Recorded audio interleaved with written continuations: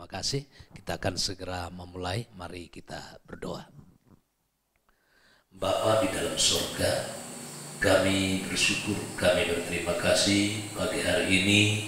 Rahmat-Mu melimpah atas kehidupan kami, atas seluruh hidup hamba-hamba-Mu, bahkan seluruh jemaat yang sudah hadir memberikan waktu untuk datang bersama-sama dengan kami, menikmati kebaikan Tuhan, menikmati kebenaran firman Tuhan.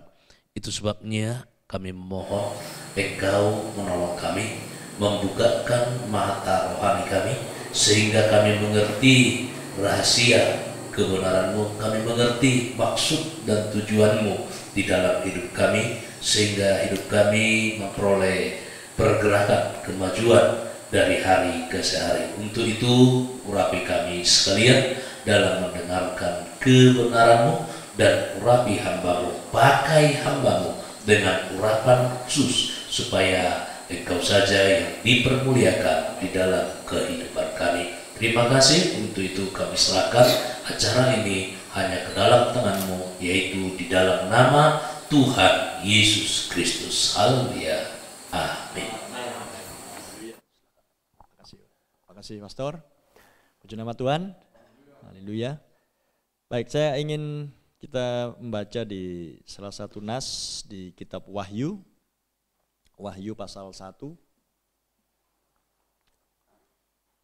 Tetap jangan lupa pembahasan yang tadi malam tentang standar patokan untuk kita bisa terluput dari serbuan musuh yang menyebabkan bangsa-bangsa diliputi kegelapan dan kekelaman, sehingga melalui penyingkapan rahasia firman kita dibuat tahu, kita dilahirkan kembali, dan kita diangkat naik ke dalam patokannya Tuhan, sehingga kita betul-betul menjadi Kristen yang siap bagi kedatangan Tuhan. Haleluya. Wahyu 1 ayat yang ketiga saya bacakan. Berbahagialah ia yang membacakan dan mereka yang mendengarkan kata-kata nubuat ini, dan yang menuruti apa yang ada tertulis di dalamnya, sebab waktunya sudah dekat. Jadi ayat ini berbicara tentang berbahagialah atau diberkatilah ia yang membaca, saya diberkati, dan mereka yang mendengarkan, saudara-saudari diberkati, dan yang menuruti apa yang ada tertulis. Yang paling diberkati adalah kalau kita melakukan. Menuruti artinya adalah mengerjakan, melakukan apa yang tertulis dalam hal ini di kitab Wahyu. Haleluya. Karena perintah ini adalah perintah Tuhan Yesus sendiri. Saya bacakan di ayat yang ke-19.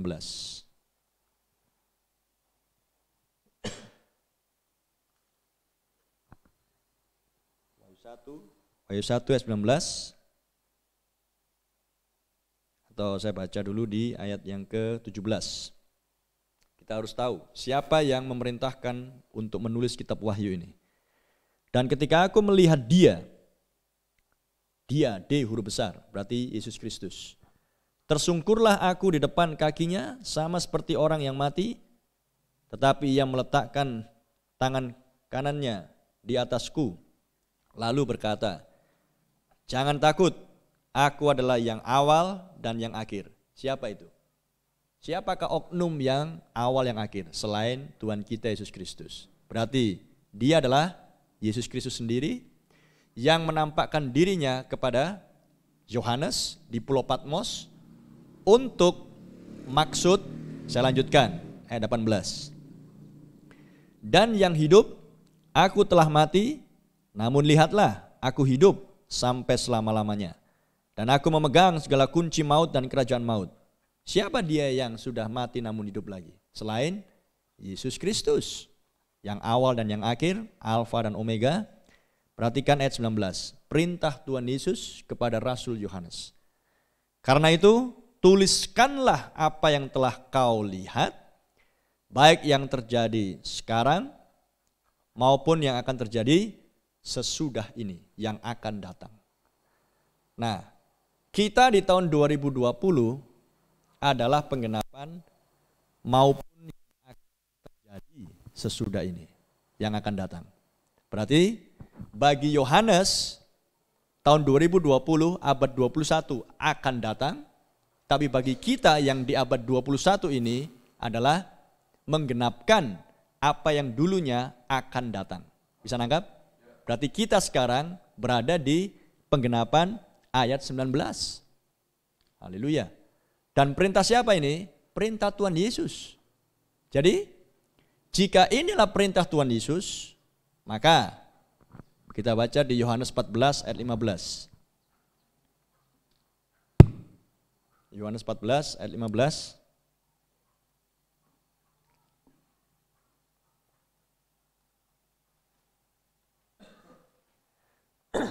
Jikalau kamu mengasihi aku, kamu akan menuruti segala perintahku.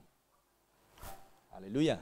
Berarti kitab Wahyu adalah perintah Tuhan Yesus. Jadi kalau kita tidak menuruti apa yang tertulis di kitab Wahyu, maka kekristenan kita 3/4, kata Pastor Yohanes tadi malam. Ya, atau 4/5, atau 70%, atau 90%. Berarti tidak komplit. Dan kitab Wahyu tidak dibacakan di gereja mula-mula. Kitab Wahyu adalah kitab yang dituliskan untuk dibukakan, disingkapkan di akhir zaman. Berarti kitalah orang-orang, kitalah angkatan yang harus menghidupi dan menuruti dan mentaati dan melakukan apa yang tertulis di seluruh kitab Wahyu dari pasal 1 sampai pasal 22. Haleluya. Dan bagi mereka yang menuruti, maka mereka mengasihi Yesus. Bagi mereka yang menuruti, maka mereka adalah orang-orang yang menantikan kedatangan Tuhan. Haleluya. Gagal mentaati apa yang tertulis di dalam kitab Wahyu, berarti kita gagal untuk mentaati perintah Tuhan Yesus. Dan mereka yang gagal mentaati perintah Tuhan Yesus, nasibnya sama seperti Nikodemus dan pemuda kaya. Tidak memperoleh hidup kekal. Jadi ini bukan hal yang main-main. Karena Tuhan tidak menginginkan kita gagal, sehingga kita akan masuk dalam penghakiman. Tuhan inginkan kita semuanya sukses dan berhasil. Supaya kita masuk ke dalam kekekalan yang disediakan oleh Bapa yang di surga. Terpujilah nama Tuhan. Jadi kekristenan bukan soal makan dan minum. Bukan soal kawin-mawin. Bukan soal rajin datang ke gereja. Bukan soal kita anggota gereja. Kekristenan adalah berbicara kekekalan. Meninggalkan bumi ini untuk naik ke surga dengan tubuh yang tidak ini.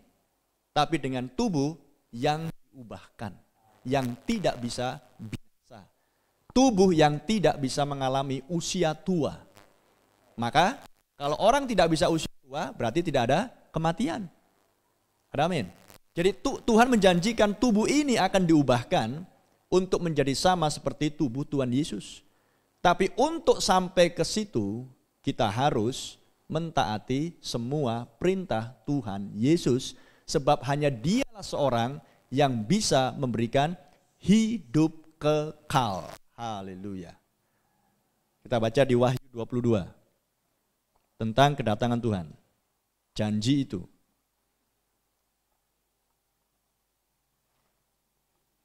Wahyu 22.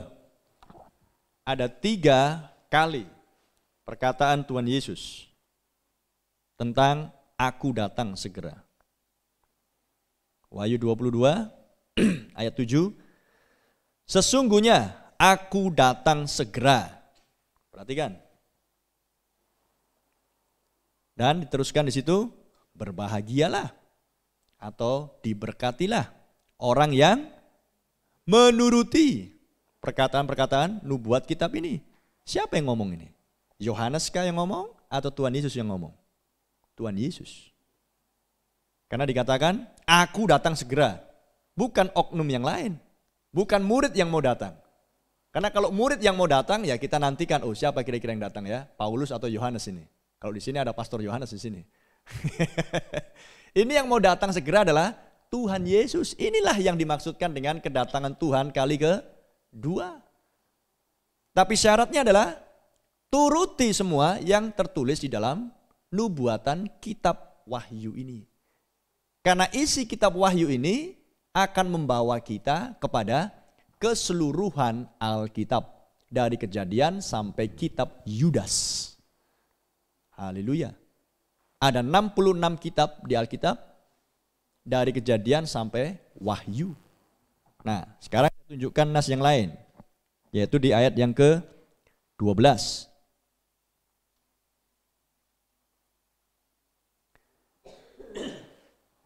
Sesungguhnya aku datang segera.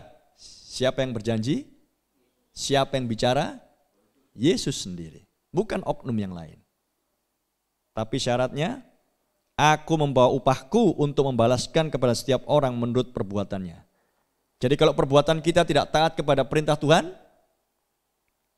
kemana upahnya? Apa upah yang kita dapatkan? Penghakiman, kebinasaan. Ada amin. Tapi kalau kita menuruti semua perintah Tuhan, apa upahnya? Kemuliaan. Amin. Masuk ke dalam perjamuan kawin malam anak domba. Dan dikatakan di ayat 13, aku adalah Alfa dan Omega, yang pertama dan yang terkemudian, yang awal dan yang akhir. Siapakah dia? Yesus Kristus. Oh, haleluya. Kemudian ayat yang ke-20. Saya mulai dari ayat 18. Aku bersaksi kepada setiap orang yang mendengar perkataan-perkataan nubuat dari kitab ini. Jika seorang menambahkan sesuatu kepada perkataan-perkataan ini, maka Allah akan menambahkan kepadanya malapetaka-malapetaka yang tertulis di dalam kitab ini. Kalau menambahkan isi kitab, isi Alkitab, kita akan bertanggung jawab mengalami celaka. Ayat 19. Dan jikalau seorang mengurangkan sesuatu dari perkataan-perkataan dari kitab nubuat ini, maka Allah akan mengambil bagiannya dari pohon kehidupan dan dari kota kudus seperti yang tertulis di dalam kitab ini. Kita tidak akan diperbolehkan masuk ke kota kudus. Paham? Jadi Tuhan tidak menginginkan ada tambah, ada kurang. Apa yang dituliskan di dalam Alkitab dari Kejadian sampai Wahyu, kita harus dipimpin oleh Roh, dipenuhi Roh, karena hanya Roh Kudus di dalam saudara dan saya yang akan memampukan kita untuk mengerjakan akan seluruh perintah Tuhan, bukan kuat gagah manusia. Dan setelah Tuhan memberitahukan ini, ayat 20, Ia yang memberi kesaksian tentang semuanya ini berfirman, ya, aku datang segera. Dan dijawab oleh Yohanes, amin, datanglah Tuhan Yesus. Ada aminkah kita? Amin. Ingin Tuhan Yesus datang segera? Haleluya. Syaratnya, lakukan semua perintah Tuhan yang tertulis dalam kitab Wahyu. Haleluya. Jadi, kitab Wahyu harus dipahami dengan benar. Untuk itulah Tuhan datang ke bumi di zaman ini. Haleluya, sama seperti di zamannya Nuh, adalah untuk membuka isi kitab Wahyu secara komplit. Sebab dialah seorang yang memberi perintah kepada Yohanes, amin. Maka dia jugalah seorang yang akan menggenapkan perintah-perintah tersebut. Makanya dia berjanji, aku akan diam di dalam kamu dan kamu diam di dalam aku. Maka bukan aku yang mengerjakan perintah-perintah isi kitab Wahyu, tetapi Kristus di dalam aku yang menolong saya untuk mengerti isi kitab Wahyu, mengerti pembukaan rahasia, dan melakukannya. Terpuji nama Tuhan. Haleluya. Jadi sederhana kekristenan kita. Kita hanya perlu pastikan bahwa Roh Yesus Kristus diam di dalam saya melalui kelahiran kembali. Terpuji nama Tuhan. Sekarang kalau kita membaca kitab Wahyu, wow, siapa orang yang bisa menuruti? Ya kan? Saya ambil contoh, kita buka di Wahyu 1.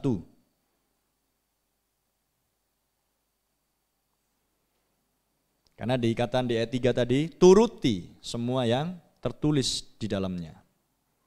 Saya ambil contoh ayat 20. Dan rahasia ketujuh bintang yang telah kau lihat pada tangan kananku dan ketujuh kaki dian emas itu. Ketujuh bintang itu ialah malaikat ketujuh jemaat dan ketujuh kaki dian itu ialah ketujuh jemaat. Nah, kalau kita gambar tujuh kaki dian, gambarnya ya seperti ini, kaki dian. Kan gitu. Sekarang Tuhan katakan turuti itu. Apa yang mau saya turuti? Orang gambar kaki dian. Kalau dikatakan hormati orang tuamu, bisa kita turuti kan? Bisa langsung. Jangan mencuri, bisa? Bisa kalau kita mau taat. Tapi kalau disuruhkan turuti isi perkataan kitab Wahyu ini, tapi yang kita lihat adalah gambar kaki dian. Kira-kira apa yang mau kita turuti? Kira-kira apa yang mau kita lakukan? Ya enggak bisa. Harus mengerti dulu arti simbol-simbol tersebut, barulah kita akan bisa menurutinya. Haleluya. Berarti simbol ini harus ditafsirkan, harus dibukakan. Siapa yang layak membuka? Hanya anak domba, yaitu Yesus Kristus. Di mana ayatnya? Wahyu pasal 6.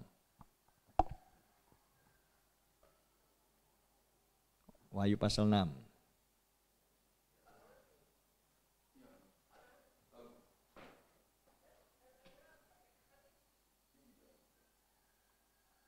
Saya ambil contoh 1, Wahyu 6 ayat 1. Maka aku melihat anak domba itu membuka yang pertama dari ketujuh meterai itu, dan aku mendengar yang pertama dari keempat makhluk itu berkata dengan suara bagaikan bunyi guru. Siapakah yang membuka meterai?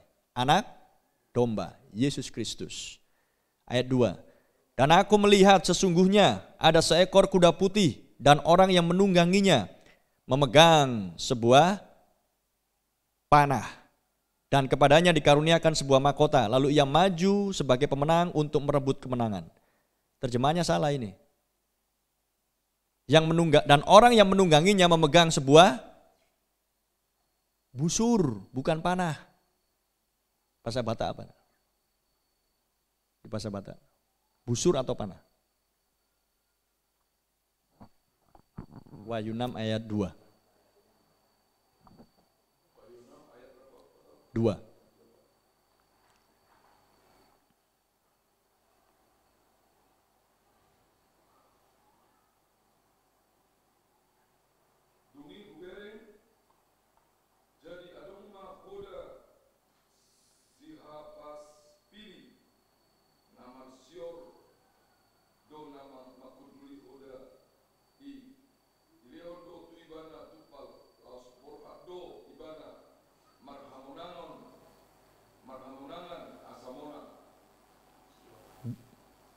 Busur atau panah?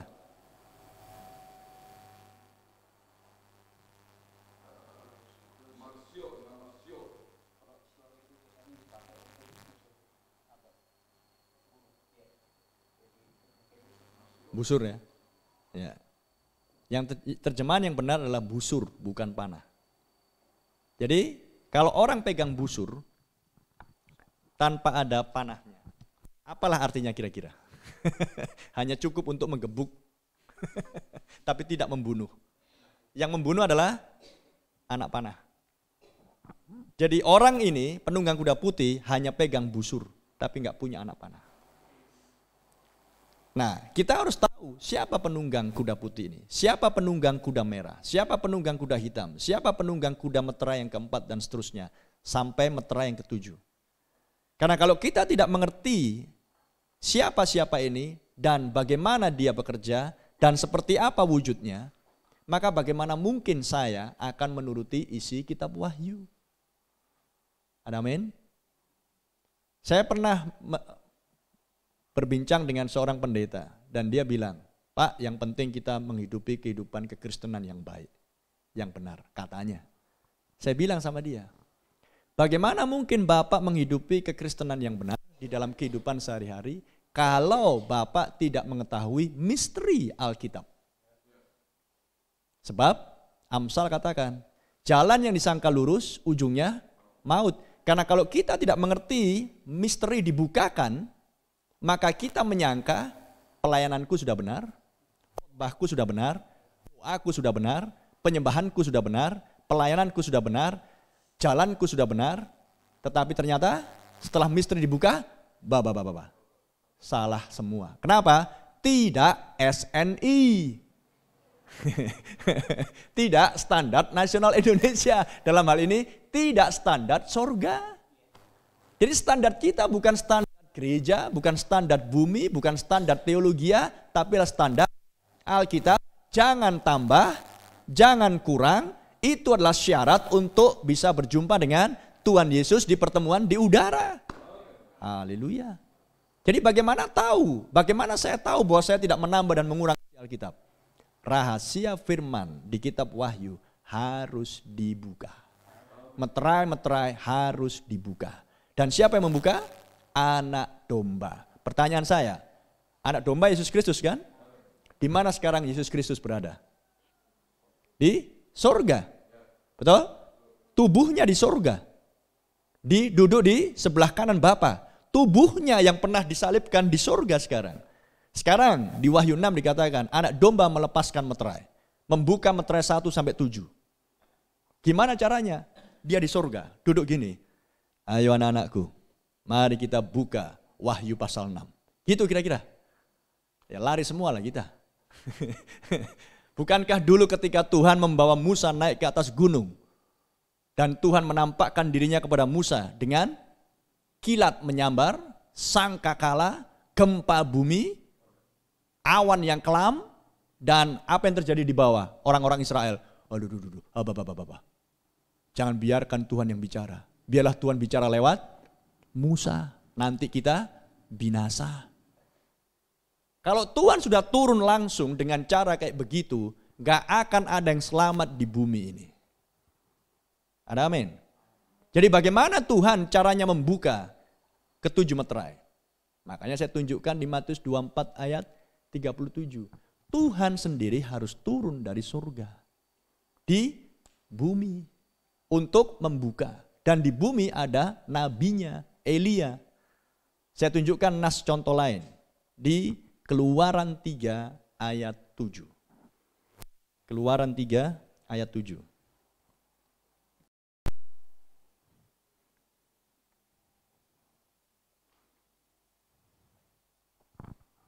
Saya minta tolong dari ayat yang pertama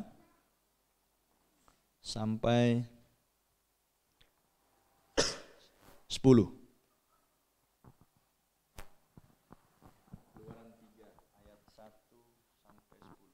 Keluaran 3 ayat yang pertama sampai ayat yang ke-10, demikian firman Tuhan. Adapun Musa, ia bisa mengembalakan kambing domba Yitro, mertuanya imam di Midian. Sekali ketika ia mengiring kambing domba itu ke seberang padang gurun, sampailah ia ke gunung Allah, yakni gunung Horeb. Lalu malaikat Tuhan menampakkan diri kepadanya di dalam nyala api yang keluar dari semak duri. Lalu ia melihat dan tampaklah semak duri itu menyala tetapi tidak dimakan api. Sekali lagi, Musa berkata, baiklah aku menyimpang ke sana untuk memeriksa penglihatan yang hebat itu. Mengapakah tidak terbakar semak duri itu? Ketika dilihat Tuhan bahwa Musa menyimpang untuk memeriksanya, berserulah Allah dari tengah-tengah semak duri itu kepadanya, Musa, Musa. Dan ia menjawab, ya Allah. Lalu ia berfirman, janganlah datang dekat-dekat, tanggalkanlah kasutmu dari kakimu, sebab tempat di mana engkau berdiri itu adalah tanah yang kudus. Lagi ia berfirman, akulah Allah ayahmu, Allah Abraham, Allah Ishak, dan Allah Yakub. Lalu Musa menutupi mukanya, sebab ia takut memandang Allah. Dan Tuhan berfirman, aku telah memperhatikan dengan sungguh kesengsaraan umatku di tanah Mesir, dan aku telah mendengar seruan mereka yang disebabkan oleh pengerah-pengerah mereka. Ya, aku mengetahui penderitaan mereka. Sebab itu aku telah turun. Sekali lagi, sebab itu aku telah turun untuk melepaskan mereka dari tangan orang Mesir dan menuntun mereka keluar dari negeri itu ke suatu negeri yang baik dan luas, suatu negeri yang berlimpah-limpah susu dan madunya, ke tempat orang Kanaan, orang Het, orang Amori, orang Feris, orang Hewi, dan orang Yebus. Sekarang seruan orang Israel telah sampai kepadaku, juga telah kulihat betapa kerasnya orang Mesir menindas mereka. Ayat 10. Jadi sekarang pergilah, aku mengutus engkau kepada Firaun untuk membawa umatku orang Israel keluar dari Mesir. Terima kasih, brother. Perhatikan di Keluaran 3 ayat 1 sampai 10. Saya bacakan ini untuk saudara bisa menangkap bagaimana Tuhan datang yang kedua. Seperti inilah Tuhan nanti akan datang yang kedua untuk mengambil mempelai wanitanya. Yaitu adalah Tuhan menampakkan dirinya langsung kepada seorang nabi untuk mengeluarkan Israel dari perbudakan Mesir. Dan apakah Tuhan turun? Perhatikan ayat 7. Ayat 1 sampai 3 mengatakan, akulah Tuhan Allah Abraham, Allahnya Ishak, Allahnya Yakub, Allahnya ayahmu. Aku adalah aku, betul? Berarti siapa yang turun menampakkan diri kepada Musa dalam bentuk cahaya? Tuhan pencipta langit dan bumi, Allahnya Israel sendiri. Apakah itu Tuhan Yesus Kristus nantinya? Ya, kalau itu bukan Tuhan Yesus Kristus nantinya, berarti ada dua Tuhan. Amin. Berarti Tuhannya Israel, Tuhannya Musa, dan Tuhannya orang Kristen berbeda. Ya atau tidak? Padahal Tuhannya sama. Haleluya. Nah, sekarang perhatikan di ayat 7. Dan Tuhan berfirman, aku telah memperhatikan dengan sungguh kesengsaraan umatku di tanah Mesir, dan aku telah mendengar seruan mereka yang disebabkan oleh pengerah-pengerah mereka. Ya, aku mengetahui penderitaan mereka. Aku telah mendengar kesengsaraan umatku di tanah Mesir. Di zaman ini Tuhan pun mendengar kesengsaraan saudara-saudari. Masalahnya saudara-saudari sadar enggak bahwa saudara sengsara? Di situ problemnya. Kalau orang Israel di zaman itu sadar bahwa mereka sengsara karena ditindas oleh orang Mesir sebagai budak. Problem yang terjadi dengan kekristenan adalah orang-orang Kristen tidak sadar bahwa mereka sudah berada di dalam perbudakan rohani yang disebut dengan gerejawi, denominasi, organisasi. Sekarang saya lanjutkan pembacaan sebelum saya lanjutkan keterangan berikutnya. Perhatikan ayat 8. Sebab itu aku telah turun. Apa yang dikatakan di Matius 24 ayat 37 tadi malam? Sama seperti pada zamannya Nuh, anak manusia menyatakan dirinya. Tuhan sendiri menyatakan dirinya ketika dunia sudah sama seperti zamannya Nuh. Apakah dunia sekarang sudah sama seperti zamannya Nuh? Jawabannya, kalau belum berarti saudara perlu membaca koran. 7M lebih manusia di bumi. Amin. Kawin mawin. Kemudian kalau saudara membaca di Kejadian pasal 6 lebih menjijikkan lagi. Di Kejadian pasal 6 dikatakan di sana anak-anak laki-laki Allah mengambil perempuan-perempuan anak-anak manusia. Perempuan-perempuan, tidak dikatakan istri, tapi mengambil perempuan-perempuan. Dan dikatakan di Kejadian pasal 6, anak-anak manusia itu kaum perempuan cantik-cantik. Mana yang lebih cantik, perempuan di tahun 70-an dengan tahun 90-2000? Ya kan? Tahun inilah perempuan jauh lebih cantik. Renungkan hal itu. Manusia memenuhi bumi, kawin mawin, dan mengambil perempuan-perempuan. Tidak dikatakan istri. Jadi diambil, kalau istilah dunia sekarang, kumpul kebu. Setahun hidup, setelah itu cari yang lain. Makanya kalau di luar negeri sana, di Australia, di Inggris dan lain sebagainya, hidup satu rumah dulu, mungkin setahun 2 tahun, belum punya anak, kalau cocok baru ke catatan sipil.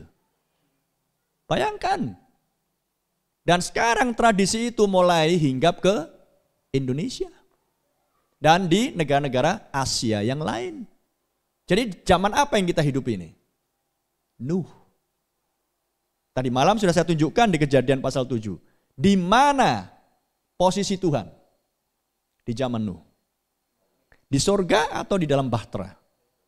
Di dalam bahtera. Berarti di bumi sebelum air bah penghakiman datang. Sekarang saya tunjukkan di Keluaran 3. Sebelum Mesir dihakimi oleh Tuhan, maka Tuhan harus, aku telah turun untuk melepaskan Israel dari tangan orang Mesir. Haleluya. Jadi apa yang Tuhan inginkan dan apa yang menjadi tujuan dan maksud Tuhan, Tuhan datang ke dunia saat ini adalah untuk melepaskan saudara dan saya dari perbudakan gerejawi. Supaya kita menjadi umatnya, dia menjadi Allahnya, dan saudara dibuat menjadi taat sepenuhnya kepada setiap firman. Sehingga tidak ada satupun firman yang dibuat gagal. Saya akan bacakan di 1 Tesalonika 4 dan Wahyu 10. Tapi sekarang saya mau bacakan dulu di Yeskiel 36. Untuk memperlihatkan kepada kita. Apa yang membuat umat Israel dan kita menjadi taat. Yeskiel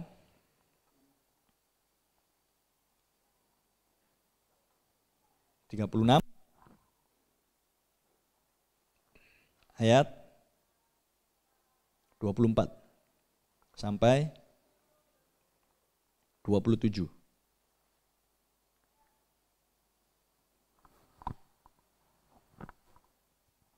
Ayat yang ke-24 sampai ayat yang ke-27, demikian firman Tuhan. Aku akan menjemput kamu dari antara bangsa-bangsa dan mengumpulkan kamu dari semua negeri dan akan membawa kamu kembali ke tanahmu. Aku akan mencurahkan kepadamu air jernih yang akan mentahirkan kamu dari segala kenajisanmu dan dari semua berhala-berhalamu. Aku akan mentahirkan kamu. Kamu akan kuberikan hati yang baru dan roh yang baru di dalam batinmu, dan aku akan menjauhkan dari tubuhmu hati yang keras dan kuberikan kepadamu hati yang taat.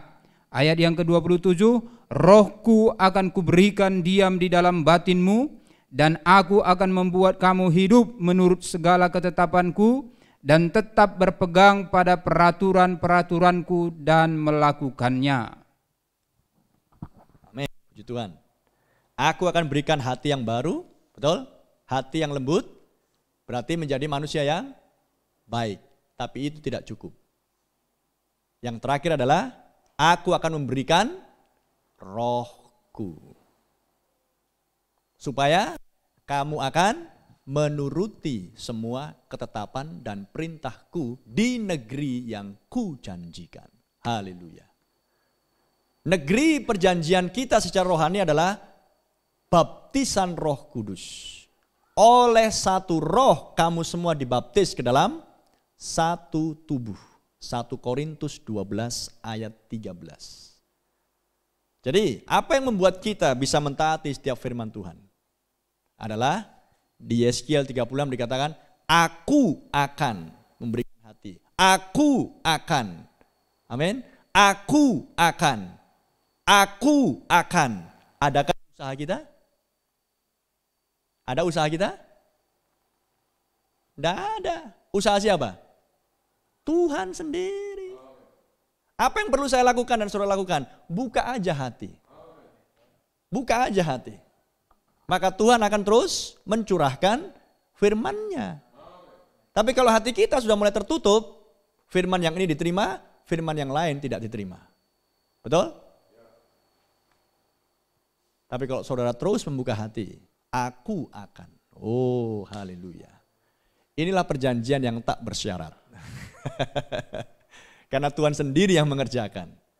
Zakaria katakan, bukan kuat gagah, bukan kemampuanku, tapi oleh rohku. Roh Tuhan. Nah sekarang kita melihat pola yang sama. Sebelum air bah datang, Tuhan turun di zamannya Nuh untuk menyelamatkan orang yang percaya kepada pemberitaan Nuh nabinya. Ada amin? Bagi mereka yang gagal percaya kepada pemberitaan Nuh, mereka binasa oleh penghakiman Tuhan, air bah. Di zaman Israel, untuk melepaskan Israel dari perbudakan Mesir, maka Tuhan sendiri yang turun. Melalui Musa, seorang nabi. Ada amin? Saya teruskan di Keluaran 3 tadi. Ayat yang ke-8 tadi dikatakan, ayat 8 dikatakan, sebab itu aku telah turun untuk melepaskan mereka dari tangan orang Mesir, membawa mereka keluar dari Mesir untuk dituntun ke suatu negeri yang baik. Perhatikan ayat 10. Jadi sekarang pergilah, aku mengutus engkau kepada Fir'aun untuk membawa umatku orang Israel keluar dari Mesir. Siapa yang diutus untuk mengeluarkan Israel dari Mesir? Musa, nabi. Jadi di mana Tuhan? Di dalam Musa, nabinya.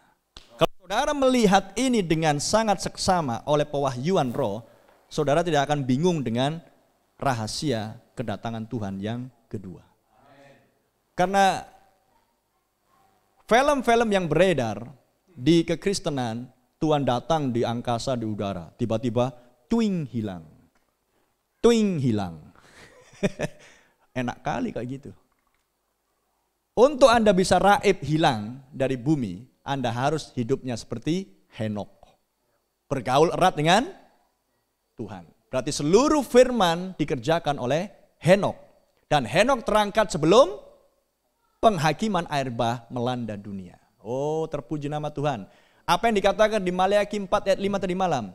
Aku akan mengutus Nabi Elia menjelang hari Tuhan yang besar dan yang menakutkan. Penghakiman. Jadi sebelum Tuhan mencurahkan penghakiman di atas muka bumi, maka Tuhan harus turun di zaman Nuh, Tuhan harus turun di zaman Israel. Di dalam seorang nabi. Rupanya seorang nabi. Ada amin? Untuk mengeluarkan Israel terlebih dahulu dari Mesir, dan setelah itu membinasakan Mesir. Karena Tuhan tidak ingin umatnya binasa bersama dengan orang fasik. Tuhan tunjukkan itu di zamannya Nuh dan zaman Israel adalah untuk memperlihatkan begitulah juga Tuhan yang akan dia kerjakan di zaman ini. Dia harus turun, membukakan rahasia kitab Wahyu, melepaskan ketujuh meterai, mengumandangkan ketujuh guru, haleluya, mengeluarkan saudara saya dari perbudakan gerejawi rohani untuk kita menjadi umatnya yang ditempatkan di negeri perjanjian oleh Roh Kudus di dalam saudara dan saya melalui kelahiran kembali, kita menjadi orang-orang yang taat. Amin. Pemuda kaya taat? Ya. Tapi gagal untuk mengikut Yesus. Nikodemus taat hukum Taurat? Ya. Tapi gagal untuk percaya kepada perkataan Yesus. Saulus taat kepada hukum Taurat? Ya, tapi Saulus sukses percaya kepada Yesus. Haleluya. Cornelius takut dan saleh akan Tuhan, tapi perlu Roh Kudus memenuhi dia. Lihat contoh-contoh yang saya berikan. Jadi bagaimana kalau Israel menolak pemberitaan Musa? Bisa keluar dari perbudakan Mesir? Ya tetap budak di Mesir. Bagaimana jika keluarganya Nuh tidak mau percaya kepada pemberitaan Nuh? Binasa bersama dengan orang-orang yang lain. Tapi mereka berhasil karena percaya kepada nabinya.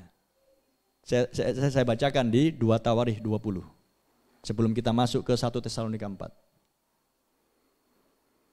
2 Tawarikh 20 ayat 20.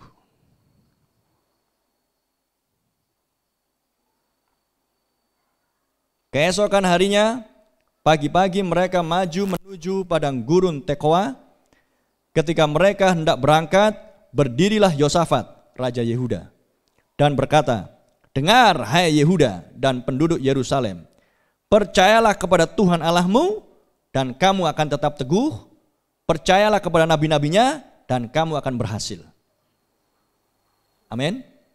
Problem di akhir zaman kekristenan adalah percayalah kepada Tuhan Allahmu. Amin.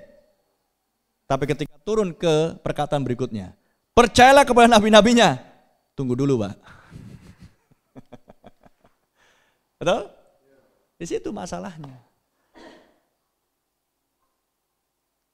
Tuhan tidak pernah merubah caranya untuk menyelamatkan Israel. Hanya satu cara Tuhan menyelamatkan Israel, dengan mengutus seorang nabi. Israel percaya nabi berarti percaya kepada yang mengutus nabi. Problem di akhir zaman adalah, Pak, gak ada lagi nabi. Nabi yang terakhir adalah Yesus, Yohanes Pembaptis. Sebagian Yesus, sebagian Yohanes Pembaptis. Mereka pun jadi bingung. Tapi Alkitab katakan, Yesus sendiri mengatakan, aku akan mengutus Nabi Elia. Lah mana mungkin pelayanan Nabi bisa berhenti? Itulah sebabnya di akhir zaman Yesus harus turun lagi di dalam pelayanan seorang Nabi Elia di akhir zaman. Sederhana kok, tidak ada yang susah. Sekarang saya tunjukkan di mana janji kedatangan Tuhan itu. 1 Tesalonika 4 ayat 16.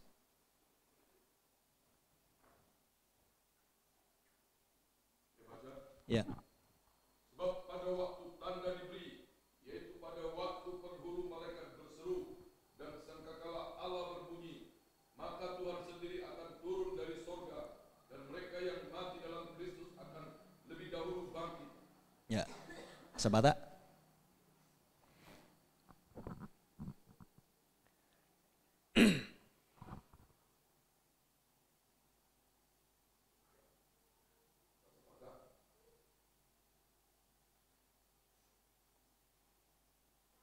Aida tua ma Tuhani, siang balua bijak, madongan surak-surak, suara ma raja di sulu-suluan, dan bigema saruni ni debata, dungi hema, jumolo akan amate di bagasan Kristus. Ya. Sebab Tuhan sendiri akan turun dengan yang pertama surak-surak, yang kedua suara penghulu malaikat, yang ketiga sangkakala Allah. Bahasa Indonesia kurang pas, bahasa Batak lebih pas. Sama dengan bahasa Inggris. Jadi Tuhan turun datang yang kedua, sama seperti Tuhan turun di zaman Nuh, sama seperti Tuhan turun di zamannya Israel, Musa, maka di akhir zaman Tuhan, sebab Tuhan sendiri turun dari surga dengan 3 hal. Pertama adalah surak-surak, atau dalam bahasa Indonesia seruan. Kemudian suara penghulu malaikat, yang kedua, yang ketiga adalah sangkakala Allah. Jadi enggak langsung-langsung Tuhan turun. Ada 3 tahapan. Dan yang tahapan pertama adalah surak-surak atau seruan, itulah pesan yang dikumandangkan di zaman ini seperti dulunya di zamannya Musa. Di Keluaran 3 tadi. Aku turun, aku mengutus engkau untuk melepaskan engkau umat Israel dari perbudakan Mesir. Pesan yang sama sekarang dikumandangkan oleh Tuhan yang sama, tapi nabinya berbeda. Amin, perhatikan, bukan Musa lagi. Amin. Tuhan yang sama di dalam Musa mengeluarkan Israel dari perbudakan Mesir. Tuhan yang sama sekarang di akhir zaman melalui surak-surak, seruan, melalui Nabi Elia untuk mengeluarkan saudara dan saya dari perbudakan gerejawi. Di mana ayatnya? Wahyu 18. Ayat yang keempat.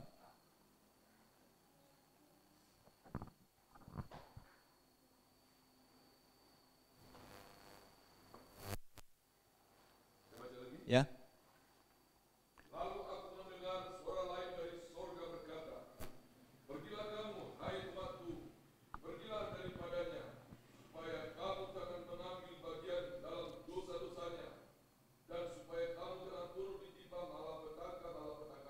Amin.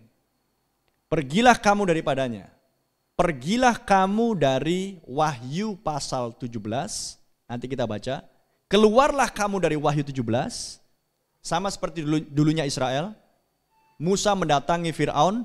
Biarkan umatku pergi dari Mesir. Biarkan umatku keluar dari Mesir. Amin. Pergi kemana? Negeri perjanjian. Negeri yang melimpah dengan susu dan madu.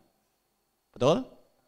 Tetapi sekarang ada teriakan, seruan, surak-surak di Wahyu 18 ayat 4. Keluarlah kamu daripadanya.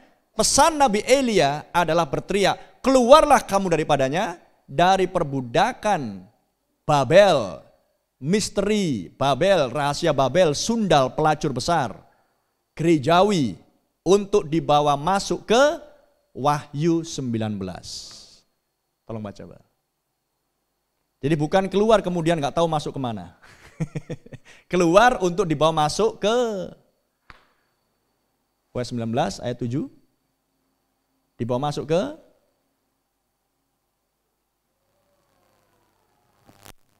marilah kita bersukacita dan bersorak-sorai dan memuliakan Dia, karena hari perkawinan anak domba telah tiba dan pengantinnya telah siap sedia. ya, kalau di bahasa Batak pengantinnya apa, Pak?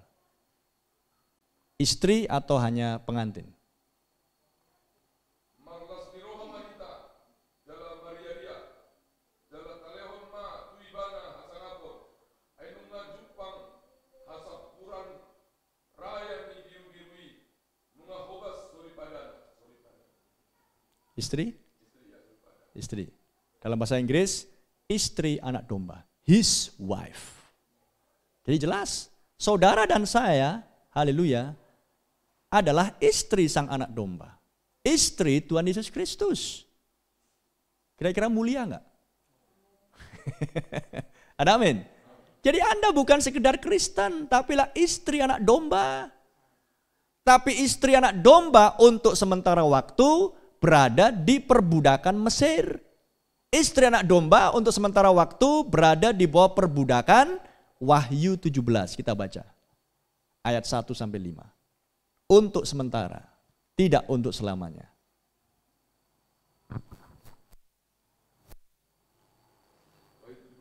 Ya, ayat 1 sampai 5.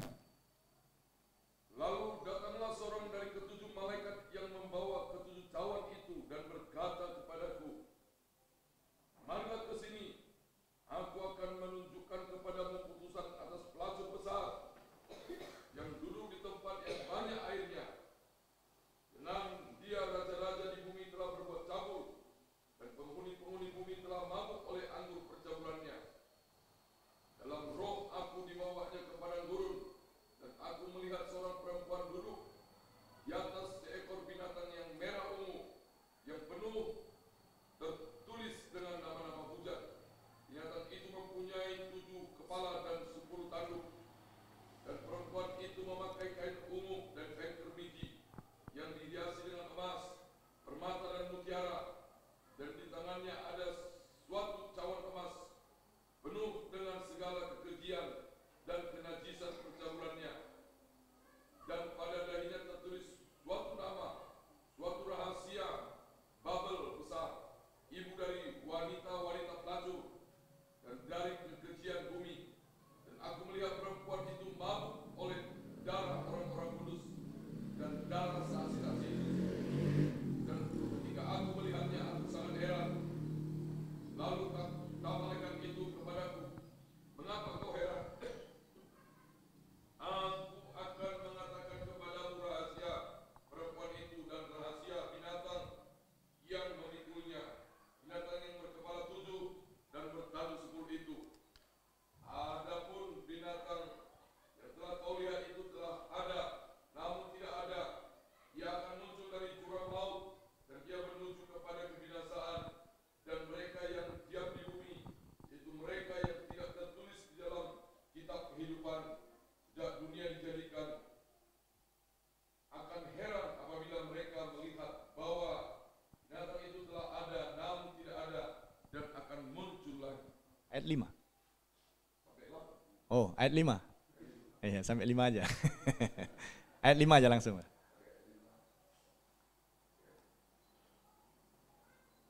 Dan pada dahinya tertulis suatu nama, suatu rahasia, Babel besar, ibu dari wanita-wanita pelacur, Iya. dan dari kekejian bumi. Iya. Ibu dari wanita-wanita pelacur. Ibu. Wanita-wanita berarti putri-putrinya. Di dahinya tertulis pelacur besar, Babel. Rahasia Babel.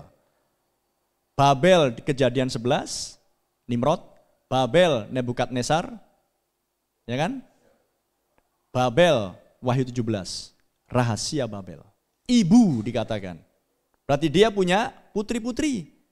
Tadi malam sudah saya tunjukkan, ada 4 belalang yang menyerbu gereja. Itulah musuh datang seperti air bah, dan Tuhan harus mengangkat patokan standar supaya kita umatnya terluput dari serbuan musuh tersebut. Sehingga kita tidak tinggal di dalam kegelapan, tapi kita tinggal di tanah Goshen, di dalam terang. Amin. 4 belalang itu adalah Katolik, ibunya, putri-putrinya adalah pelacur juga, Protestan, Metodis, Pentakosta, Karismatik. Itu di Wahyu 17. Lantas apa yang Tuhan kendaki di Wahyu 18? Keluarlah kamu dari rahasia Babel. Babel adalah kekacauan. Lihat gereja-gereja, kacau atau damai? Ini ada 6 pastor di sini. Ini ada 6 pastor di sini.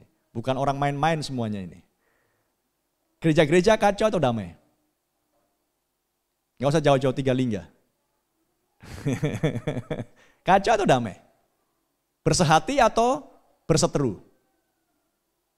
Lihat apa yang terjadi. Kekacauan yang berlangsung karena Babel. Lihat gereja mula-mula. Sehati, sepikir, satu tujuan, di dalam kasih, satu pengajaran, amin. Dan orang-orang lain takut menggabungkan diri. Sekarang mana ada takutnya? Kambing masuk, ular masuk, onta masuk, kura-kura masuk. Bukan domba yang di situ.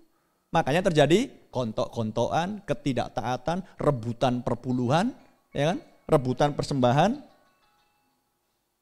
dan lain sebagainya. Tidak ada kasih, tidak ada kemesraan, tidak ada keharmonisan. Apakah kita mau terus-terusan hidup seperti itu? Kira-kira ibu-ibuku yang terkasih. Mau? Mau hidup sama tetangga terus-terusan musuhan? Enggak mau kan? Harus ada damai. Jadi untuk kita punya damai, kita harus punya sang damai. Yaitu Yesus Kristus. Sang damai harus diam di dalam hati kita oleh kelahiran kembali. Dan untuk menjadi lahir baru Anda harus taat kepada isi kitab Wahyu dan keseluruhan nas kitab suci. Jadi kita harus dibawa keluar dari Wahyu 17 oleh pesan Nabi Elia teriakan di Wahyu 18 supaya kita menyatu di dalam pernikahan anak domba menjadi istri anak domba di Wahyu 19 ayat 7. Begitulah dulu Tuhan tunjukkan di zamannya Nuh. Amin. Menyelamatkan Nuh, mengeluarkan Nuh dari dunia yang lama untuk tinggal di dunia yang baru. Haleluya. Begitulah Tuhan juga yang sama di zamannya Musa. Aku telah turun mengutus Musa mengeluarkan Israel dari perbudakan Mesir untuk dibawa ke negeri yang melimpah dengan susu dan madu. 2 contoh saya tunjukkan. Apakah Tuhan Yesus pada waktu turun di bumi melakukan yang sama? Sama. Yaitu adalah memanggil keluar murid-muridnya dari Farisi dan Saduki. Amin. Untuk mereka dibawa ke loteng Yerusalem untuk dipenuhi dengan Roh Kudus. Haleluya. Maka jadilah gereja Alfa.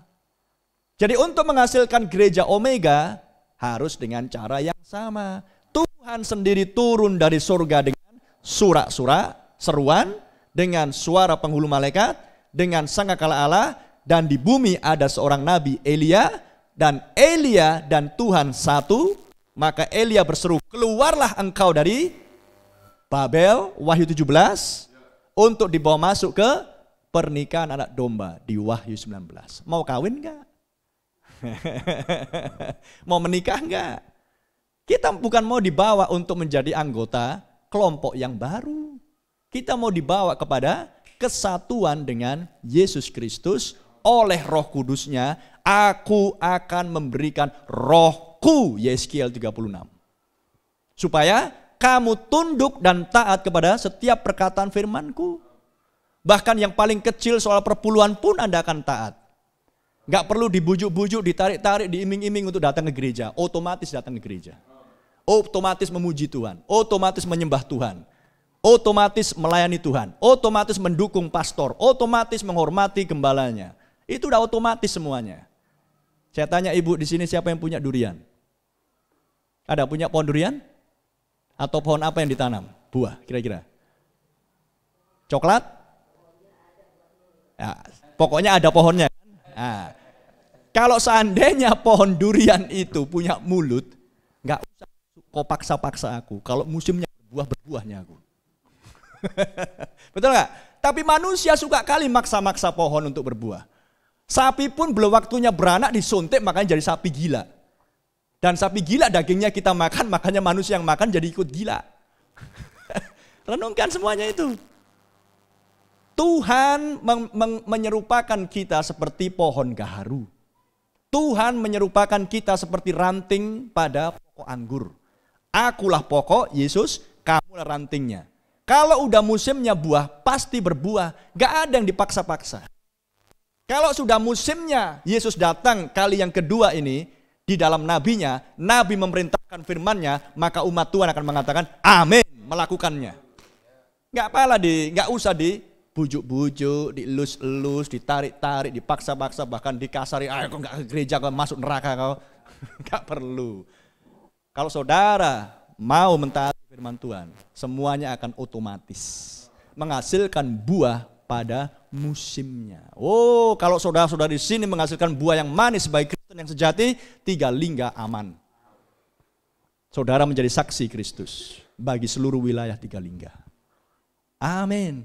Jadi pengajaran ini, pesan ini, surat-surat ini adalah untuk membuka rahasia firman. Kristus yang tersingkap bagi mempelai wanitanya. Supaya mempelai wanitanya dikeluarkan dari Babel untuk menyatu dengan Kristus di dalam pernikahan anak domba. Saya ambil contoh yang lain di Kejadian 20. Langsung aja di ayat yang ke-7. Nanti saudara punya PR baca sendiri seluruh Kejadian 20. Kejadian 20 adalah tentang Abraham dan Sarah. Ketika Abraham berjalan menuju ke negeri Gerar, kerajaan Gerar, rajanya adalah Abimelek.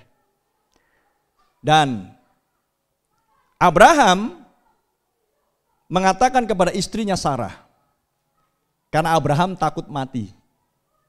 Dan dikatakan kepada Sarah istrinya, kalau nanti kita sampai ke negeri Gerar, kalau ada orang tanya, bilang kamu saudariku ya, jangan bilang istriku. Nanti kalau kamu bilang aku istriku, aku mati. Kenapa? Karena Sarah cantik kali.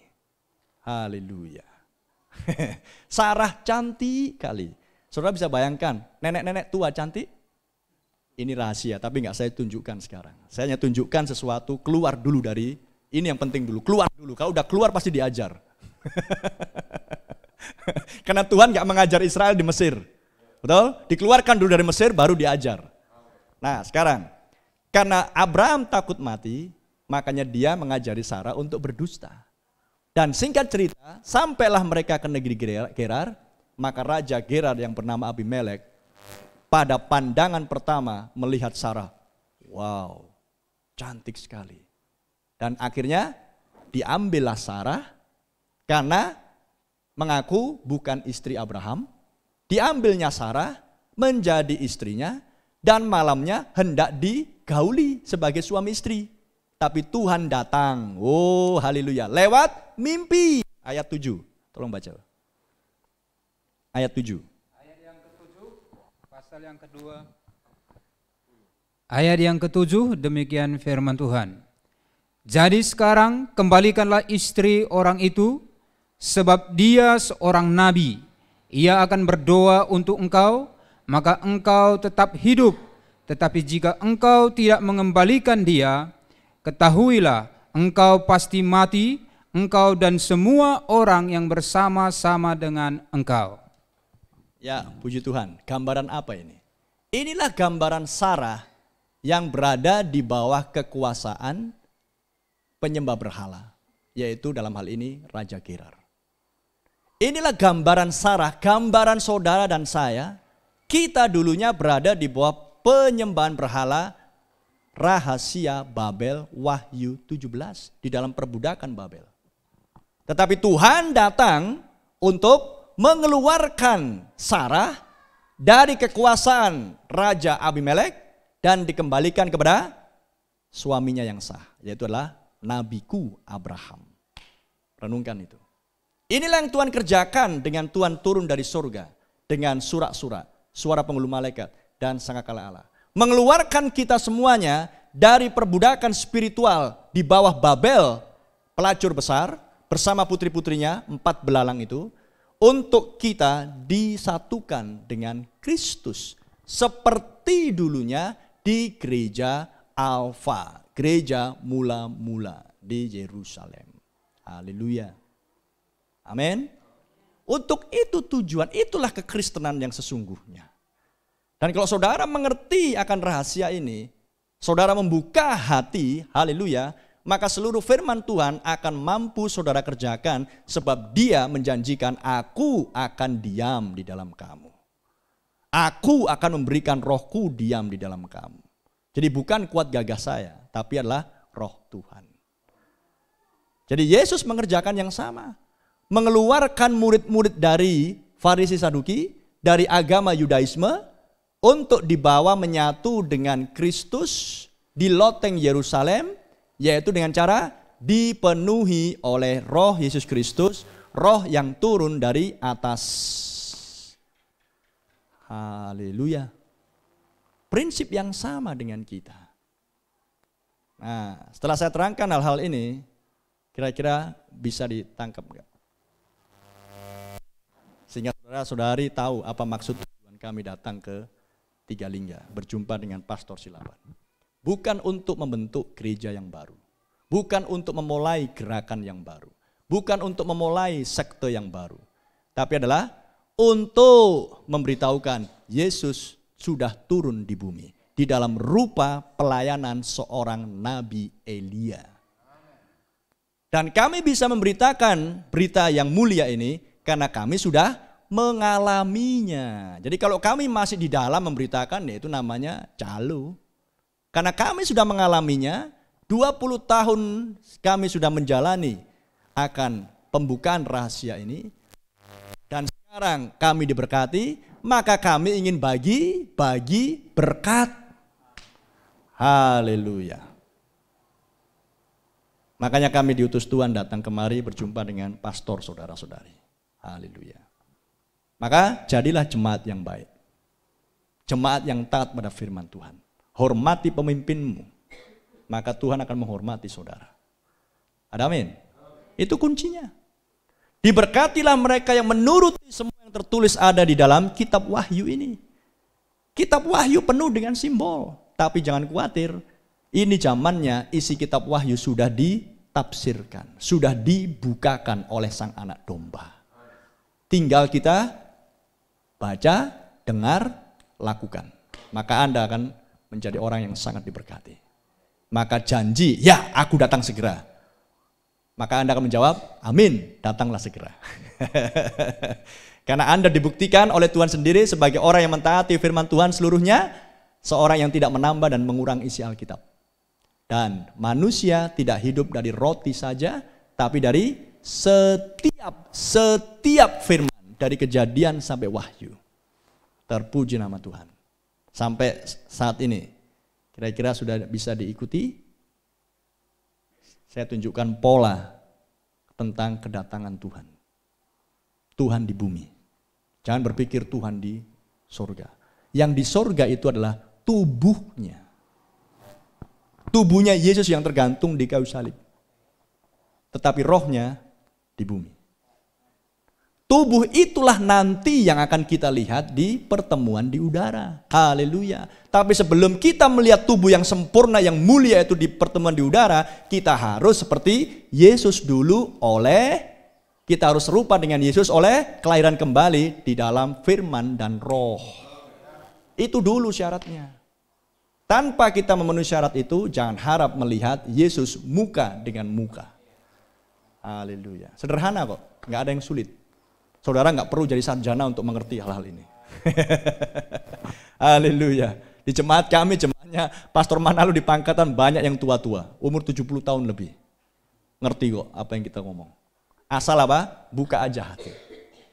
Buka saja hati. Biarkan merpati Roh Kudus bertengger di jendela hatimu. Amin. Yesus berkata di Wahyu 3, "Jikalau aku mengetok pintu, barang siapa membuka pintu, maka aku akan masuk dan aku akan makan bersama-sama dengan dia." Terpuji nama Tuhan. Haleluya. Mungkin ada pertanyaan atau ya. Oke, baik. Bapak Ibu, mungkin ada pertanyaan untuk mungkin menghemat waktu, segera diberikan pertanyaan.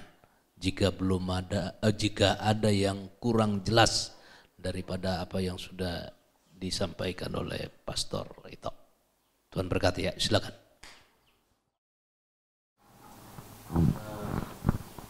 Bapak bilang tadi malam, roh itu kan ada dua, dari surga dan dari dunia ini. Tapi kenyataan Pak yang kita lihat realitas hidup, banyak orang istilahnya dia lulus gereja, tapi kita punya juga hari-hari kita banyak kita lihat bertentangan dengan peraturan Tuhan itu. Gimana? Ya. Ya. Baik. Bukan hanya pengerja gereja, bukan hanya pengkhotbah, jemaat biasa pun kalau tidak dilahirkan kembali, dia akan melakukan perbuatan-perbuatan yang melanggar firman. Kuncinya lah dilahirkan kembali. Makanya lihat di Yohanes 3. Kepada siapa perintah dilahirkan kembali ditujukan terlebih dahulu? Kepada Nikodemus. Apa statusnya Nikodemus? Pengajar Israel. Jadi siapa yang harus lahir baru dulu? Pengkhotbah. Ya kan? Jadi kalau pengkhotbahnya nggak lahir baru, ya jemaatnya nggak akan lahir baru. Itu udah otomatis itu. Air yang bersih dari mata air, satu mata air menghasilkan satu rasa. Jadi kalau dari mimbar rasanya pahit, yang turun ke jemaat ya pahit rasanya. Kalau dari mimbar rasanya manis seperti madu yang keluar dari batu karang, haleluya, penyingkapan rahasia, maka jemaat pun akan juga mendapatkan air yang jernih seperti di Yeskiel 36 tadi.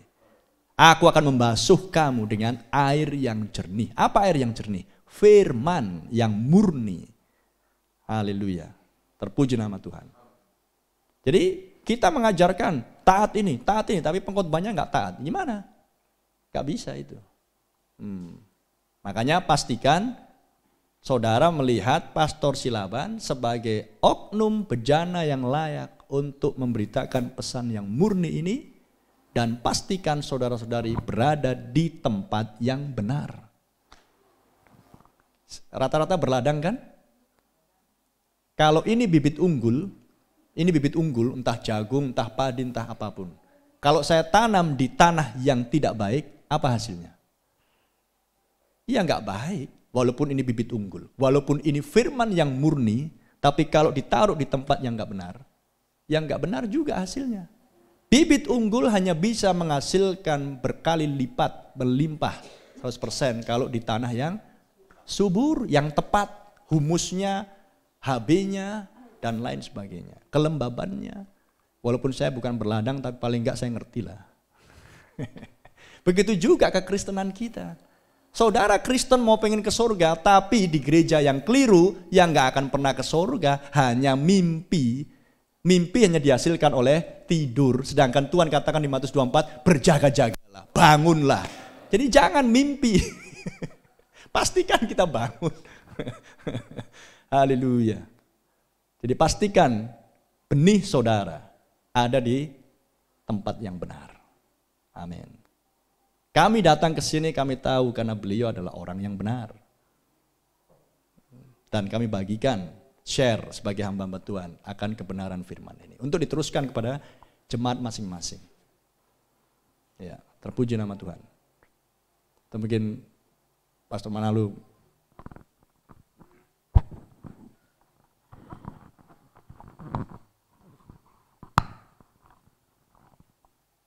Permisi Pak Pastor, di sini saya boleh buat kesaksian? Baik, ya. Kami dulu ada di gereja Pentakosta Indonesia, langsung saya sebut aja. Jadi saya di sana melayani ada kurang lebih 10 tahun. Iya, 10 tahun. Nah, jadi jemaat yang di sana ya pas seperti kita, karena kami di kampung bukan di kota. Ya, jadi ketika datang pesan ini dibawa, saya pelajari lama. Selama 2 tahun saya pelajari, bukunya saya baca, gak bisa saya dapat. Karena samanya kita, AOP sekolah sore do, bangkuku pudi musero, jadi moldo dapat tu, itu kan.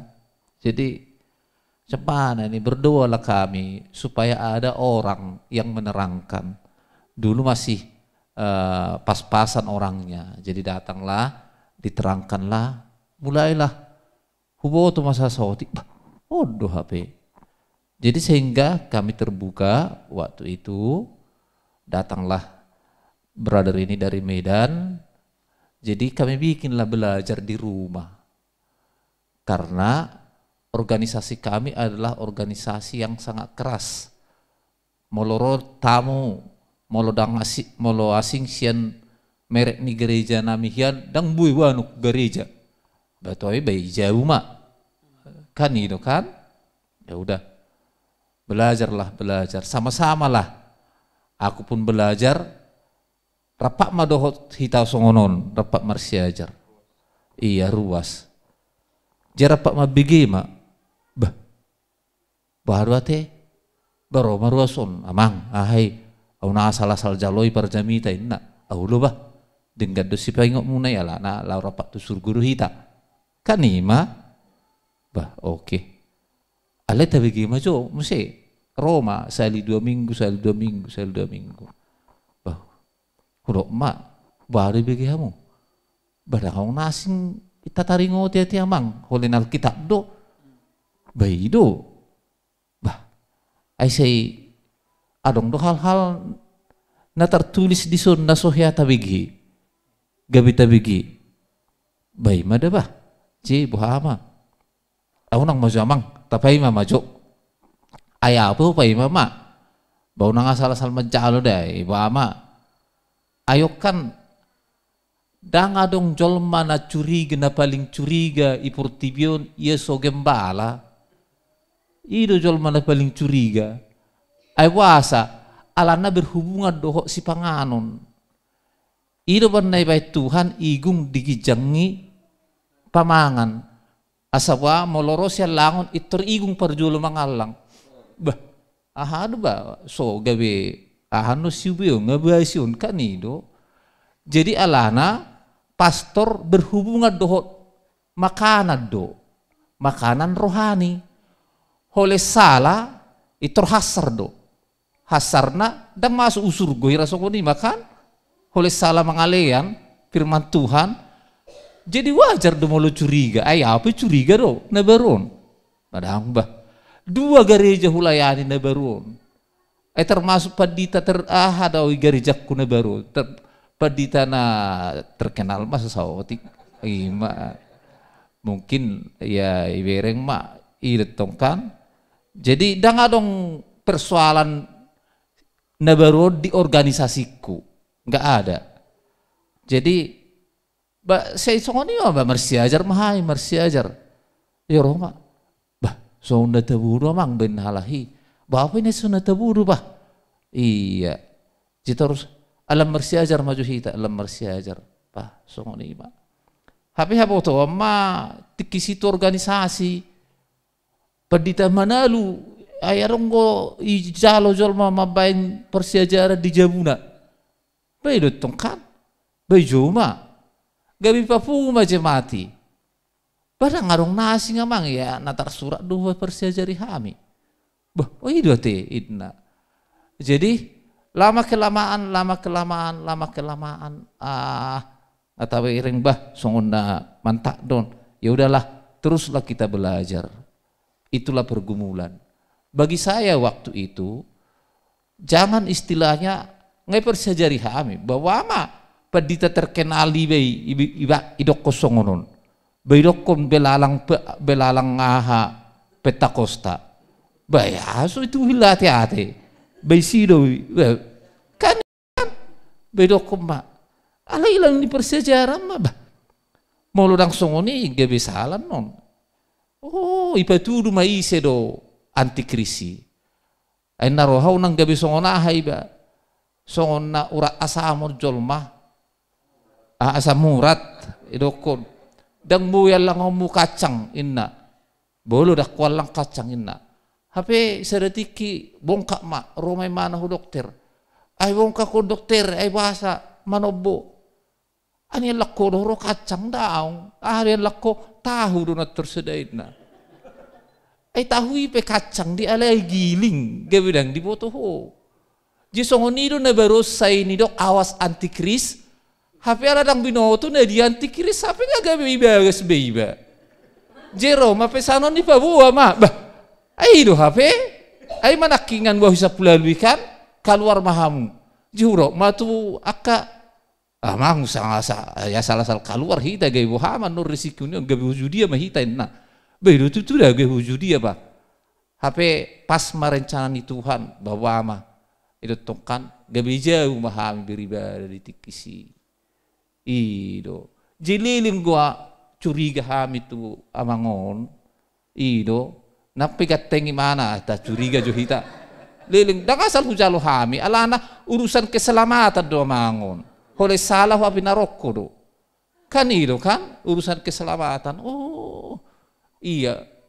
begitulah alana au termasuk ihormati do so pengurus pusat songnak damangon pi songonido akka pembesar do pengurus pusat amangon di kemenangan iman irban nasal ro salam kemenangan iman irban terna amangon jadi amangon pi songonido iya kan jadi songoni itu sudah, ya. Jadi irban na idok nakingan, memang betul-betul leko pilihan do nama jalo, ya. Jadi itulah kesaksian dua gereja hulayani Nabaron waktu saya ada di denominasi, ternyata sulit denominasi menerima, ya kan. Jadi pertolongan Tuhan, hubai kaima gereja martenda biru mahami tikisi di atas tenda biru iya songoni liling ma iya kan lalu sedikitlah aku semalam songona berinding au mebegi kesaksiannya mangon budari amang ai danga dong tukang manukai gerijon beise do tukang doinna bah ai no songono bamolo roje ma be lokoton ni bain roje ma lokoton ni bain ba puji Tuhan menaruh aku. Ya, jadi saya melihat pengalaman ini, ya kan? Tiki sorong do pekarismatiko kan Protestan do. Jadi keluar mahita siap Protestan, perlawanan nabelga menabaron. Ito tongkan semangat do hita. Jadi song-songoni manuaing Roma pesanon. Tu karismatikon. Kan idonwaing kan karena kita dikeluarkan tadi dari roh-roh gerejawi supaya dikembalikan hugareja na pinajongjong ni Tuhan ditikisi Petrus disi jari parjamita doho jemaat aha dohorona disi dipraktek komahalahi songo dia do keluarga ni Tuhan jadi nuaing hitau kan ngalepas be hitau sian marga pengaruh-pengaruh ngamarga ni Tuhan be hitau jadi dengan kata lain dang boy jolma mula hu surgo iya so jolma nasosia surgo ai sonare kan nang mula tu surgo do hitaon karena itu tangyang Tuhan Yesus permulaan malah hodamang alana nang pe portibio kala hodang na sia portibio kala hokanin na do ikan jadi dengan kata lain orang-orang surganya kita ada di bumi kita mana sekeluarga pajupang mahita dubai pangarat to mau nuangokan portibio pajupang mahita bahasa solas roha itu sampai pagi kita na budari soboy dalang alas roha nami pajupang dok keluarga yang roha kan iya kan jadi ya puji Tuhan lah iya kan itulah perlawanan yang kami dapat dulunya amang inang jadi dang na asal-asal ku terima hami bukan unak songon ni dok ni halak portibi keluar madun sebebani buaya masuk musuh bebani mang harimau ikan jadi dang na jadi bergumullah kami semua ya kan jadi puji Tuhan ile Tuhan matuau aha alana song natibo bahasanya mataun jela lagu dangak kana matua maul dia tusi jadi asal mula amat tahun saya hubai mamuse asabui iterima renda tanpa mengurangi dohot manabai kan itu au yakin agak tibur bahasa nemat tau Tuhamu kan idamangkan ale adong di pastor silaban iya kan saya yakin dan percaya roh Allah akan terus bergerak iya kan papunguhita aka domba-domba nama bok kita tu surgo ya jadi sedikit amang pengalaman ya kan yang saya bagikan untuk kita di sini jadi terbanglah terus kita puji Tuhan.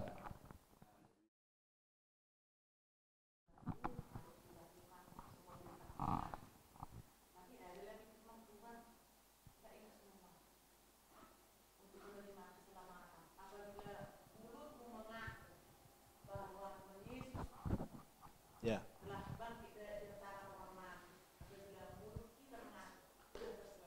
Dengan mulut kita mengaku, dengan hati kita percaya.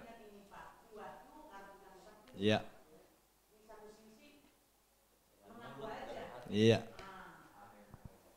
Alkitab katakan, tidak ada seorang pun yang bisa mengatakan Yesus Tuhan kalau bukan roh Tuhan sendiri dalam kita. Jadi roh Tuhan adalah roh Yesus Kristus sendiri.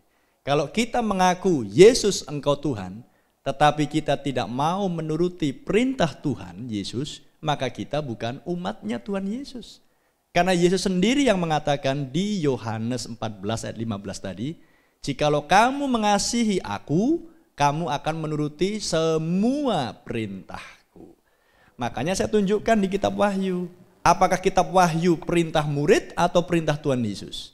Ternyata adalah perintah Tuhan Yesus. Jadi Yesus yang sama berbicara kepada Rasul, Yesus yang sama sekarang ingin apa yang diperintahkan kepada Rasul dan dituliskan, sekarang kitalah rantingnya untuk menghasilkan buah sesuai dengan yang dituliskan.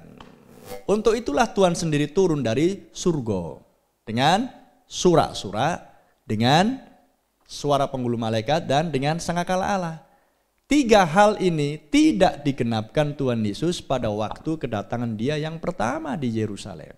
Ini adalah nubuatan, peristiwa yang akan datang sesudah Yesus mati, dikubur, naik ke surga, dan Roh Kudus turun. Maka Dia berjanji, aku akan turun dari surga.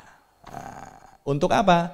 Supaya umat Tuhan yang kelahiran surga tadi dan yang di bumi ini bisa menuruti semua perintah-perintah Tuhan. Sederhana itu. Dengan mulut mengaku, dengan hati orang percaya. Jadi kalau mulut kita, ya aku percaya Yesus, tapi nggak pernah dilakukan perintah Yesus, dan tidak mengerti apa yang dikatakan Yesus, ya kita bukan umat Tuhan Yesus. Itu namanya hanya ngaku-ngaku doang, tapi tidak ada pembuktian. Bukti bahwa kita lah umatnya Yesus Kristus yang ditebus adalah kalau kita melakukan semua perintahnya. Amin. Ya.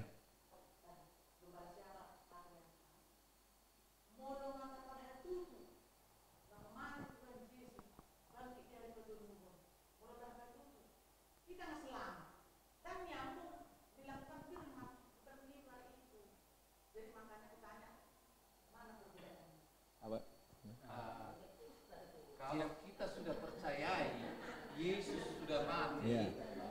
dan bangkit, kita sudah percaya Selamat. kita sudah selamat. Amin. Saya pun percaya hal itu. Tapi lihat, kekristenan ini agak tinggi bahasanya, tapi sebenarnya nggak tinggi.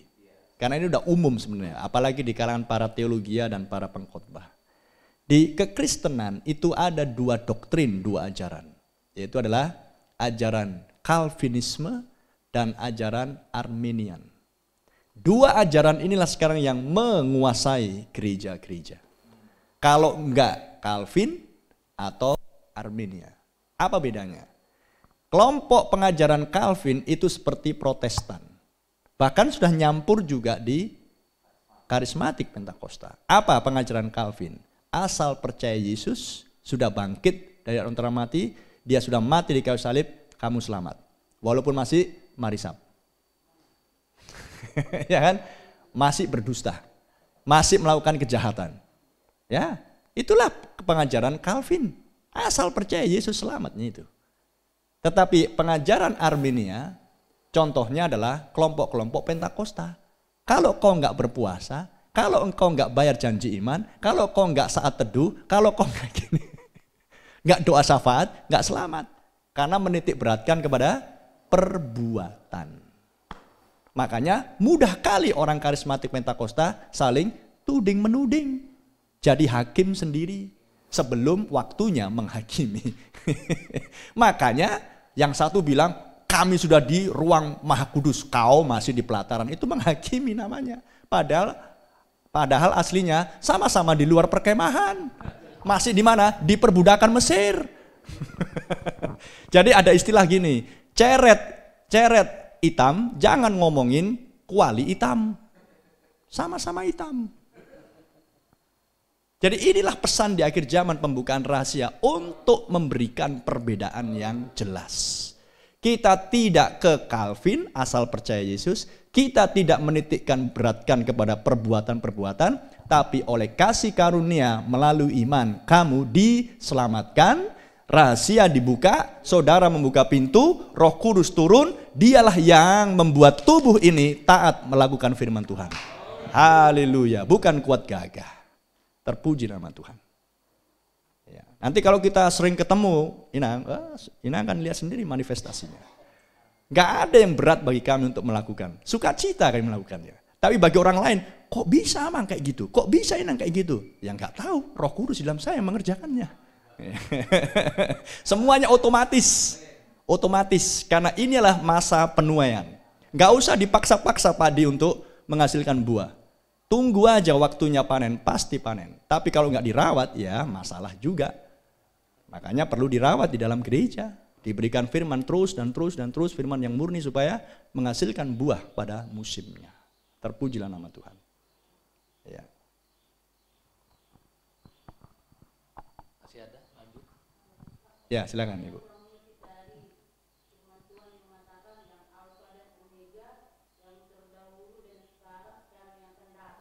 Ya, baik.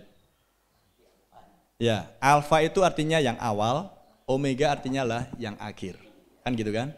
Nah, gereja mula-mula yang mana Roh Kudus dulunya tercurah di loteng Yerusalem, itulah yang disebut dengan gereja mula-mula atau gereja alfa. Nah, Yesus memperkenalkan dirinya, akulah yang awal dan yang akhir, akulah alfa dan omega. Ya kan? Tadi saya katakan, kitab Wahyu bukan untuk gereja mula-mula. Kitab Wahyu dibuka untuk gereja akhir atau gereja omega. Jadi, apa yang menjadi kelebihan kita dari gereja alfa? Kitalah sekarang gereja di akhir zaman omega yang menggenapkan keseluruhan kitab suci. Amin. Bukan berarti gereja alfa itu kurang, tidak, sudah sempurna dia karena dipenuhi dengan Roh Kudus. Tapi yang lebih sempurna sekarang ada di akhir zaman. Siapa yang mengerjakan kesempurnaan? Yesus sendiri. Tanpa Yesus turun, gak akan lahir gereja mula-mula. Tanpa Yesus turun di akhir zaman, tidak akan muncul gereja omega. Makanya saya tunjukkan 2 ayat tadi. Sebagai contoh di Kejadian pasal 7, Keluaran pasal 3, Tuhan sendiri turun dari surga. 1 Tesalonika 4, 16, Tuhan sendiri turun dari surga. Dan apa yang dilakukan Tuhan turun dari surga? Membuka meterai-meterai di Wahyu pasal 6 untuk mengeluarkan saudara dan saya dari perbudakan gerejawi agamawi ini. Haleluya. Untuk menyatu dengan pernikahan anak domba di bumi. Istrinya siap sedia. Seperti itu. Jadi itulah yang dimaksudkan dengan gereja Alfa dan Omega. Atau kalau bahasa istilah yang lain di Alkitab, hujan awal dan hujan akhir. Dan di akhir zaman, hujan awal dan hujan akhir dicurahkan bersama-sama di satu musim yang sama. Melalui pelayanan Nabi Elia di akhir zaman.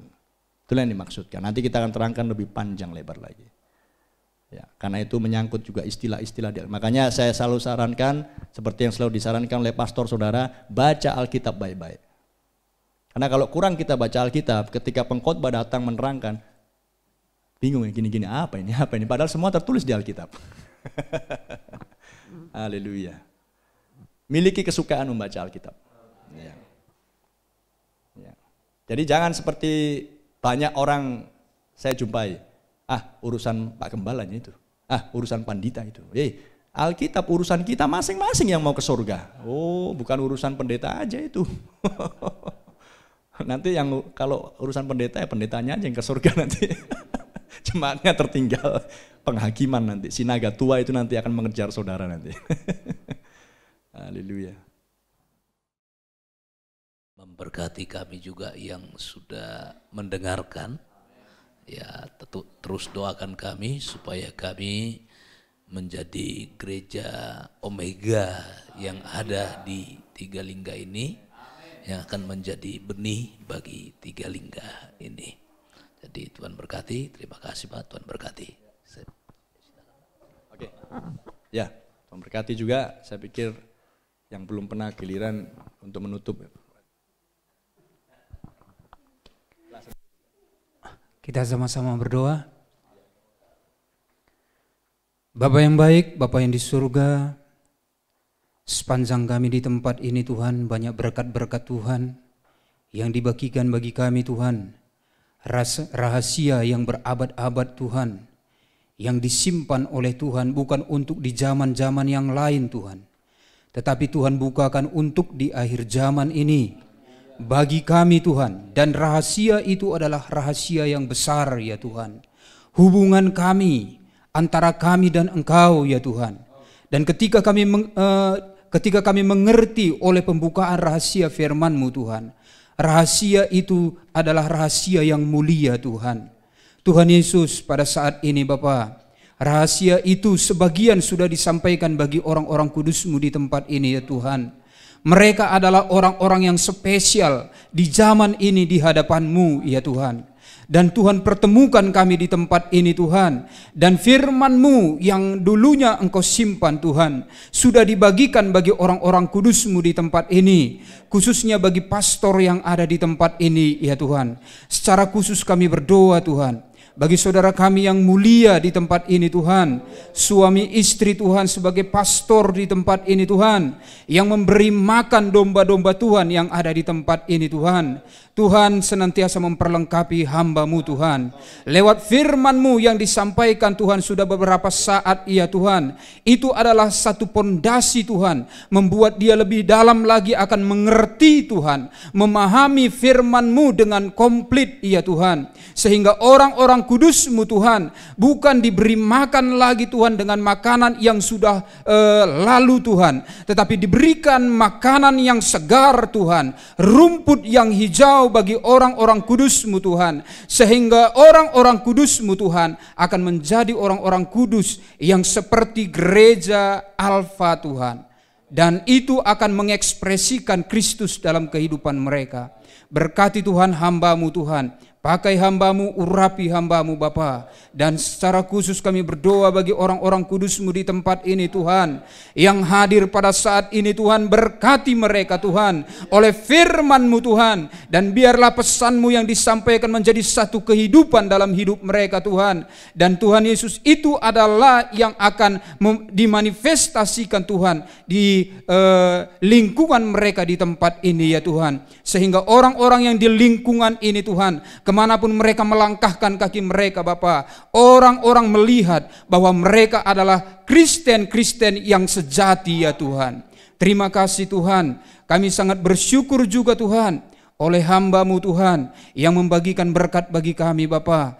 Tuhan, berkati hamba-Mu Tuhan, inspirasi hamba-Mu lebih dalam lagi Tuhan. Pakai hamba-Mu Tuhan, kami sangat membutuhkan hamba-Mu Tuhan Yesus, akan firman yang keluar dari mulut bibir hamba-Mu ya Tuhan. Karena kami tahu itu adalah firman yang murni Tuhan, yang akan mempersiapkan kami juga Tuhan di dalam posisi kami masing-masing ya Tuhan. Sehingga Tuhan, kemana juga kami melangkahkan kaki kami, baik di dalam pelayanan yang Tuhan percayakan, semuanya Tuhan bisa kami lakukan Tuhan sesuai dengan struktur yang Tuhan sudah tentukan ya Tuhan. Terima kasih Tuhan, terima kasih Bapa. Secara khusus kami berdoa Tuhan bagi hamba-Mu, berikan dia kekuatan, berikan dia kesehatan Tuhan. Berkati hatinya, berkati kerinduannya Tuhan. Tuhan Yesus, berkati juga Tuhan Yesus Sister Mita Tuhan, yang memberikan hidupnya Tuhan untuk pelayanan Bapa. Tuhan Yesus menjadi satu contoh bagi kami Tuhan. Tuhan, berkati saudariku yang mulia ini ya Tuhan. Berikan kekuatan Tuhan, berikan kesehatan Tuhan. Pakai lebih dalam lagi Tuhan, di dalam kepercayaan-kepercayaan yang Tuhan anugerahkan bagi saudari kami yang mulia di tempat ini. Tuhan Yesus, selama kami di tempat ini Tuhan, kami dijamu oleh hamba-Mu, orang-orang kudus-Mu di tempat ini Tuhan. Kami sangat bersyukur dan kami sangat diberkati Tuhan oleh jamuan mereka selama kami di tempat ini Tuhan. Berkati jerih lelah mereka Tuhan, berkati pekerjaan-pekerjaan yang mereka korbankan ya Tuhan. Dan kami percaya Tuhan, semuanya akan Tuhan berikan berlipat-lipat kali ganda ya Tuhan. Terima kasih Tuhan, berkati anak-anak Tuhan, yang sakit Tuhan sembuhkan Bapa, yang lemah Tuhan kuatkan Bapa. Dan gereja Tuhan di tempat ini akan bangkit ya Tuhan. Terima kasih Tuhan, terpuji termulialah nama-Mu Tuhan. Dan Tuhan Yesus, sebentar kami akan berpisah Tuhan, satu dengan yang lainnya Bapa. Tuhan, kami tinggalkan di tempat ini saudara kami yang mulia bersama dengan orang-orang kudus Tuhan, ada di dalam pemeliharaan Tuhan, di dalam berkat-berkat Tuhan. Dan perjalanan kami Tuhan, kami serahkan dalam tangan kasih kuasa-Mu Tuhan. Dan kami pulang Tuhan dengan berkat-berkat yang melimpah satu dengan yang lainnya ya Tuhan. Dan berkati saudara-saudara kami, saudari kami yang mulia, yang ambil bagian di dalam bagian apapun Tuhan, tidak terkecuali Tuhan bagian yang kecil Tuhan. Berkati Bapa, berkati semuanya Tuhan. Terima kasih Tuhan, terpuji termulialah nama-Mu Bapa. Di dalam nama Tuhan Yesus Kristus yang mulia, kami sudah berdoa dan mengucapkan syukur. Haleluya, haleluya, amin.